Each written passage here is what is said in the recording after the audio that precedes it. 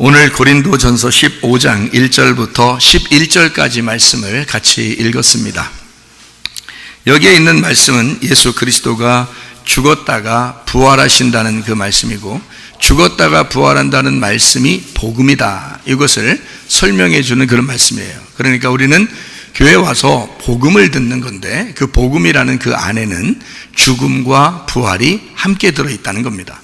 그러니까 죽음과 부활이라는 것을 함께 들어있다는 말은 교회 다니면 모든 게 잘 된다, 이렇게 말하는 것은 오해라는 겁니다. 교회 다녀도 반드시 죽음이라는 게 있고, 그리고 부활이라는 게 같이 있어야, 이게 그래야 복음이 된다라는 이야기입니다. 죽음이 없는데 어떻게 부활하는 게 있겠어요? 고통이 없는데 어떻게 우리가 기쁨이라는 걸 알겠습니까? 감옥에 갇히는 게 없는데 우리가 어떻게 해방받는 것을 알겠습니까? 그러니까 반드시 억압당한 무엇이 있으면 자유라는 게 있는데, 자유는 억압에서 풀어진 것을 자유라 그러지, 그냥 원래 편안한 상태는 자유라는 말을 쓰지 않죠. 성경이라고 하는 것은 다 부활이다, 또는 자유다, 또는 안식이다, 구원이다 라고 하는 것이 무엇인가에 매여 있는, 죽어 있는, 불평스럽고 힘들고 억압되어 있는 그런 곳에서 우리를 해방시켰고, 우리를 풀어주었고, 우리를 자유케 하고 구원해 주었다라고 하는 것을 얘기해 주는 거죠. 특별히 구원이라는 말을 쓸 때는 성경에서 율법에서 벗어나게 했다, 이것을 구원이다 이렇게 말하거든요. 그러니까 율법에 매여 있는 데서 우리를 구원해 주었다, 이렇게 할 때 성경은 주로 구원이라는 말을 쓰는 거예요. 왜 그러냐면 율법에 매인 것이 우리에게 죽음을 가져오는 거거든요. 그리고 율법에서 벗어나게 하는 걸 살려준다, 이렇게 말하는 거거든요. 성경의 가르침은, 그래서 여러분과 제가 교회에 오잖아요.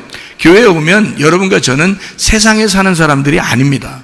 이미 우리는 광야로 나온 사람들이고, 광야에 나온 사람들은 세상의 법을 따라 사는 사람이 아니고, 물론 세상의 법도 따라 살죠. 근데 세상의 법만 따라 사는 게 아니고, 이 광야에 나온 사람들은 광야에 또 법이 있어요. 이 광야의 법은 율법이라 그럽니다. 그러니까 말이 율법이지 그냥 법이에요. 법이 있는 거고, 또 가나안 땅에 들어가면 또 법이 없느냐면 또 법이 있어요. 우리가 광야에서 훈련을 다 받고 가나안 땅에 들어가도, 그래도 거기서도 또 훈련이 이 법이라는 게 있어요. 그러니까 법은 항상 있는 거예요. 자, 우리가 세상에 있을 때도 세상의 법을 따라서 살아요. 교회 와도 교회에 대한 법이 있어요. 그래서 그 법을 따라 살아요. 또 우리가 여기서 은혜를 받아도 또 가면 또 법이 있어요. 그래서 그 법을 따라서 살다가 가는 거거든요. 근데 그 법이 이렇게 돼 있어요. 세상의 법은 유전과 전통이라 그래요. 그래서 유전을 따라 살고 전통을 따라 살고 이렇게 살아야 된다라는 그런 양심에 따라 이게 사는 거거든요. 그런데 광야로 나왔어요. 교회에 나왔어요. 교회에 나오니까 율법이라는 것을 우리에게 주어져요. 율법이 주어지니까 그 율법에 따라서 또 살게 되거든요. 그럼 율법에 대해서 살게 되면 여기서 율법에 대해서 열심히 살려고 하는 사람들은 억압당해요. 힘들어요. 왜 그러냐면 율법이라는 그 자체가 우리를 올가매기 때문에 그렇습니다. 우리를 세상에서 벗어나게 했으면 우리를 다 풀어줘야 되는데, 그렇게 풀어줄 수가 없는 게, 사람들은 다 어떤 규율이라는 게 있고요, 그 하나님이 우리를 훈련시키는 학교라는 게 있단 말이에요. 그래서 사람들이 그냥 자라날 수 있지만 학교라는 것에 보내서 학교에서 공부를 하게 만들고, 아니면 가정이라는 데서 뭔가 배우게 만들고, 이렇게 하는 것은 태어나서 혼자 아무렇게나 내던져진 세상이 아니라 가정이라는 것과 학교라는 것과 어떤 단체에서 배우게 만들거든요. 그거를 교육이라 그래요. 훈련이라 그렇게 말하는 거거든요.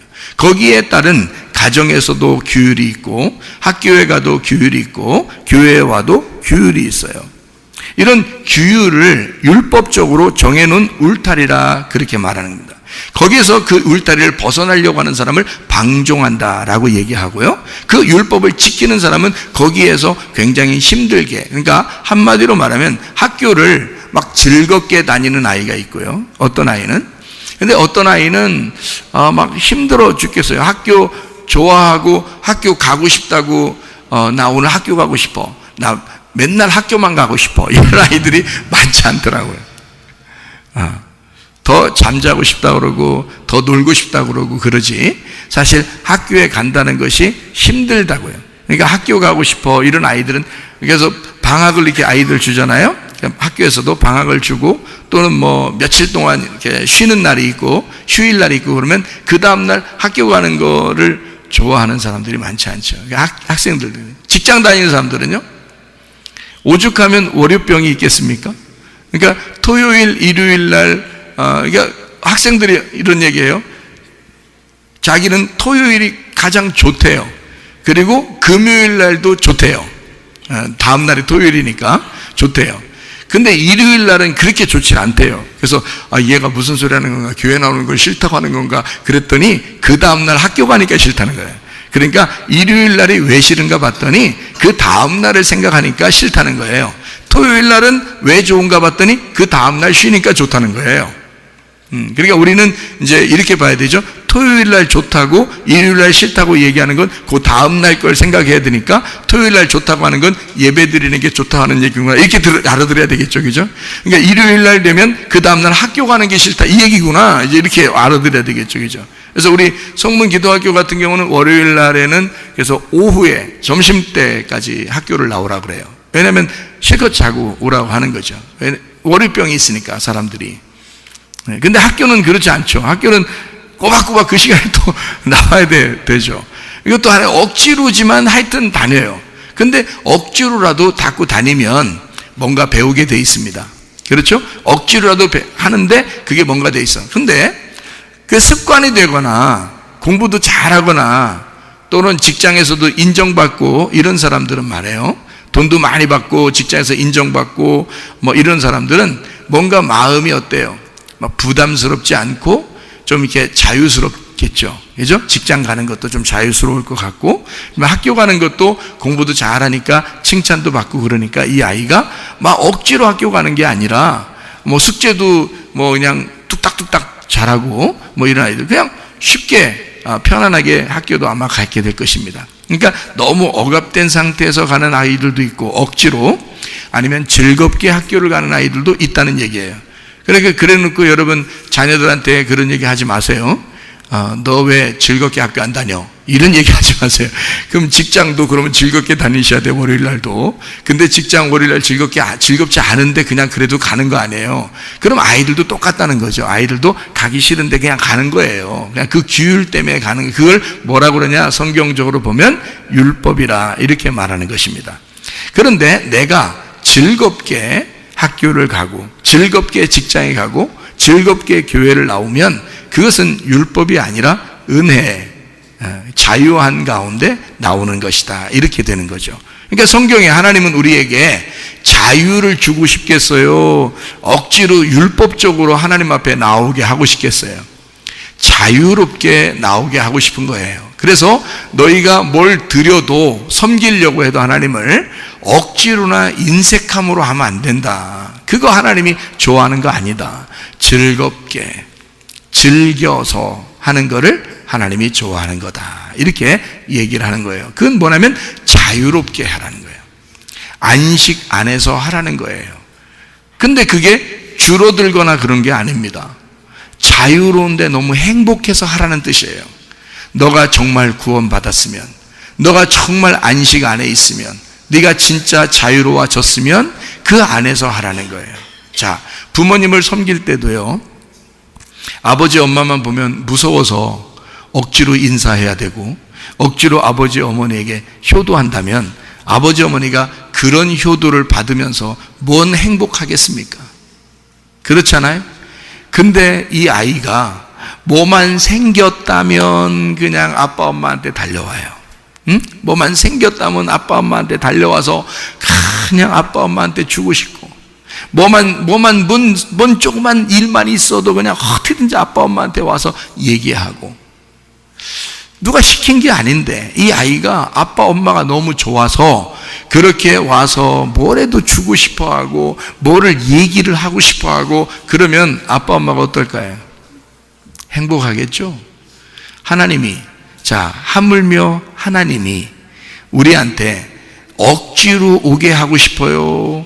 진짜 자유 안에서 행복하고 즐겁게 오게 하고 싶겠어요? 즐겁게 하고 싶어 한다고요.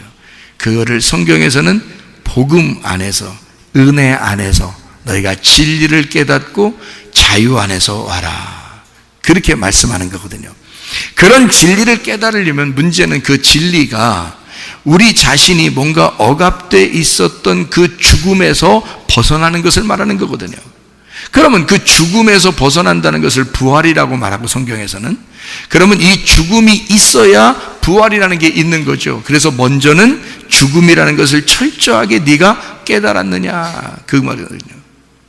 너가 진짜 죽음이라는 걸 알고 있느냐, 너 진짜 죽었느냐, 그거거든요. 그래서 여러분에게 막 고통도 주는 겁니다. 하나님이요, 고통을 주면서 여러분을 괴롭히려고 하는 게 아니에요. 고통 줘놓고 하나님은 막 그냥 뭐 드시면서 뭐 혼자 장기 드시면서 이렇게 바둑 드시면서 혼자 막 놀고 막 해거리고 막 놀고 이런 거 아니에요. 여러분이 고통스러워할 때 하나님도 함께 고통스러워해요. 그러면서도 그 고통에 꼭 필요한 것은 그 율법 안에서 너희가 자라나고 너희가 커 나가고 성장해야 하는 것을 하나님이 아시기 때문에 그래요. 그러니까 고통을 주는 거예요. 그건 하나님이 원래 목적이 아니에요. 하나님은 우리에게 기쁨을 주고 싶고 행복을 주고 싶고 안식을 주고 싶고 자유를 주고 싶어요. 그게 하나님의 목적인데, 우리에게 고통을 주는 것은 네가 그 가운데서 벗어나는 게 부활이니까. 그래서 그러는 거예요. 그러니 여러분과 저에게 다소 문제가 있거나 또는 고통이 있다 할지라도, 하나님께서 나를 간섭하시고 있구나, 하나님이 나를 돌보시고 계시겠구나, 하나님이 나의 슬픔 가운데 함께 있겠구나, 하나님이 나의 고통 가운데 함께 있겠구나 라고 하는 것을 깨달으셔야 합니다. 이게 복음을 깨달아가는 길이기 때문에 그런 거예요. 그 죽음이 없이 그냥 부활이라는 건 그냥 거저 주어지는 게 아닙니다. 부활이라는 단어는 반드시 죽음이라는 단어 다음에 나와야 되기 때문인 거죠. 우리의 고통과 슬픔이 없이 우리의 기쁨과 자유는 없는 것입니다. 자, 분명히 우리가 이 복음에 대한 것이 그걸 알고, 그래서 예수가 너 때문에 죽었다라는 말, 그리고 성경대로 살아나셨다라고 하는 것을 복음이라고 성경에 말씀하는 것이 고린도전서 15장 1절부터 4절까지의 말씀이에요. 자, 이렇게 된 사람들이 그 복음을 깨닫고 주님 안에서 하나가 된다라고 하는 것이 이제 이어서 내려오는 그런 말씀들입니다. 여기서요, 우리가 성경을 보면 그러니까 죽음과 부활에 대한 이야기가 다 되겠죠, 그죠? 그것이 다 전부겠죠. 성경이 복음에 대한 책이니까 죽음과 부활에 대한 내용이 전부겠죠. 그래서 죽음이 먼저 오겠죠. 그 죽음이 어디서 오는 거겠어요? 세상 밖에서? 아니면 교회 안에서? 교회 안에서 온다는 거죠. 왜냐하면 성경은 세상 사람들이 읽는 책이 아니에요.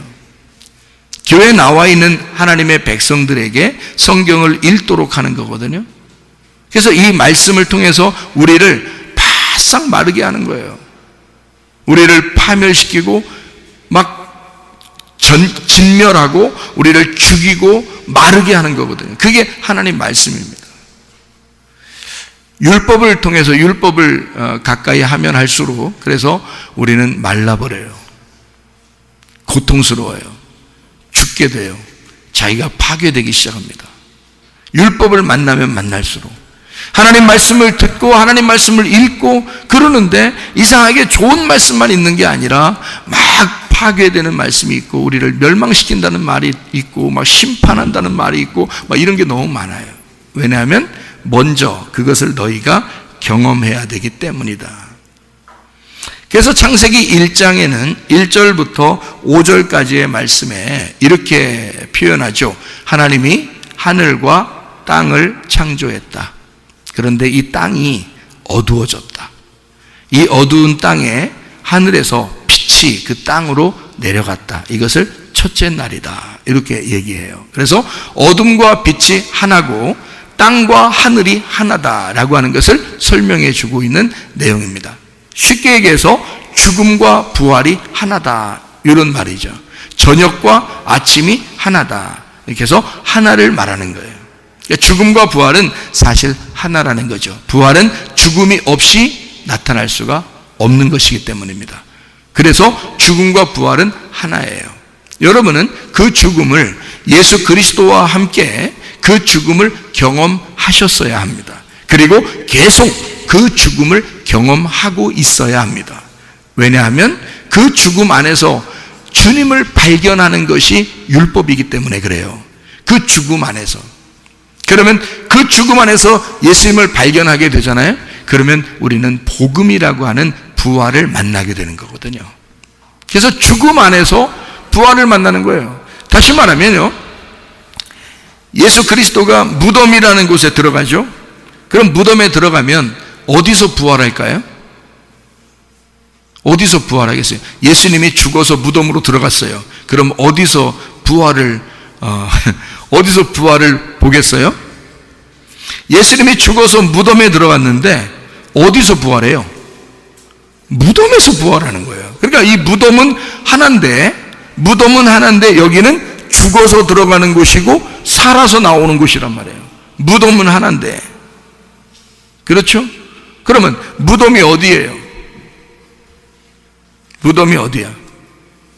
나예요. 나라고요. 내 속에 먼저 뭐가 들어와야 돼? 예수의 죽음이 들어와야 돼. 예수의 죽음이 들어오는데 내 속에서 예수의 부활이 나온단 말이에요. 예수가 먼저 죽어 나에게 들어오면, 그 죽음을 내가 경험하게 되면 그 예수가 부활하여 내게서 나온단 말이죠. 무슨 말인지 이해가 되시죠? 그러니까 죽음과 부활은 복음이라 그러는데, 죽음과 부활이라는 복음이 누군 거예요? 네, 나인 거예요. 내 안에 죽음과 부활이라는 복음이 있다, 그 말이에요. 여러분에게도 복음이 있으셔야 됩니다. 근데 그 복음이 있으려면 죽음을 먼저 경험을 해야 된다. 죽음이 여러분 속에 들어와야 한다. 정말 죽을 것 같은 고통이 오면 그걸 경험하게 되거든요. 죽을 것 같은 슬픔이 여러분에게 오게 되면 그걸 경험하게 되거든요. 그래서 우리에게는 이 땅에 사는 동안에 교회를 다니면서도 이상한 고통이 오게 되고 이상한 슬픔이 우리에게 찾아오는 거예요. 그건 우리를 하나님이 미워해서 그런 게 아니라 하나님이 우리를 사랑하기 때문에, 반드시 부활을 목적을 두고, 구원이라는, 자유라는, 안식이라는 목적을 두고 하나님이 우리 속에 죽음을 집어넣는 거예요. 고통을 집어넣는 거예요. 슬픔을 집어넣는 거예요. 왜냐하면 우리에게 기쁨이라는 것을 전제하고, 그걸 목적을 두고, 구원이라는 것을 목적을 두고, 부활이라는 것을 목적을 두고 우리를 죽이는 거란 말이에요. 먼저 그 무덤 안에 죽음이 들어와야 하니까, 먼저 내 안에 죽음이 들어와야 하니까. 그러니까 복음은 사실 다른 데 있는 게 아니라 내 속에서 이루어지는 거라는 거지. 복음은 하나님의 말씀도 다른 데서 이루어지는 게 아니에요. 복음을 전파하니까, 또 말씀을 증거하니까, 이렇게 증거되는 여기에서 어디에서 이런 게 아니라, 그 복음이 전파되는 곳은 우리의 속에서 하나님이 우리에게 말씀하시는 것이다. 죽음도 주님이 말씀하시고 부활도 주님이 말씀하시는 거다. 우리의 속에 그 말씀이 들어와야 된다. 그 복음이. 그러니까 복음의 장소는 우리들이다. 우리의 마음이 주님의 무덤이면서 그 무덤은 천국으로 가는 문이 되는 것이다. 그게 우리의 마음이다. 그러니까 지옥과 천국이 우리 마음 안에 있는 거지. 그러니까 어떤 사람은 지옥같이 사는 사람이 있는 거예요. 너 잘못됐어, 지옥같이 사니까. 그런 말이 아니라 그게 죽을 것 같은 거예요. 그게 죽음을 경험하는 거야. 그러면 곧 하나님이 그거로 우리를 멸망시켜 끝내버리는 것이 아니라 우리에게 곧 천국이 주어져. 우리에게 천국 주시려고 그걸 먼저 주신 거야, 여러분에게. 그게 영원하도록 주는 게 아니에요. 이 사실을, 오늘 이 말씀의 사실을 깨닫는다면 반드시 하나님이 나에게 찾아오시겠구나, 반드시 하나님이 나를 부활시키겠구나, 하나님이 반드시 나를 소생케 하겠구나, 반드시 나를 구원하겠구나, 반드시 나를 자유케 하겠구나, 반드시 하나님이 나를 치유하겠구나, 그걸 깨닫게 될 것이다, 그 말입니다. 우리를 그냥 죽음으로 끝장내려고 하는 게 아니에요. 그게 하나님의 목적이 아니야. 하나님 우리를 병들게 해서 그거로 끝장내게 하는 게 아니야. 하나님이 우리를 슬픔 가운데, 고통 가운데 그거로 끝장내고 싶은 하나님이 아니에요. 하나님은 그게 목적이 아니야. 하나님은 우리에게 예수 구원하시는 게 목적이야. 예수, 그 구원하시는 목적은 자기하고 함께 살게 하자. 예수가 임마누엘이야. 하나님이 우리와 함께 거하신다. 하나님이 우리와 함께 동행하신다. 하나님이 우리와 함께 살아가고 계신다.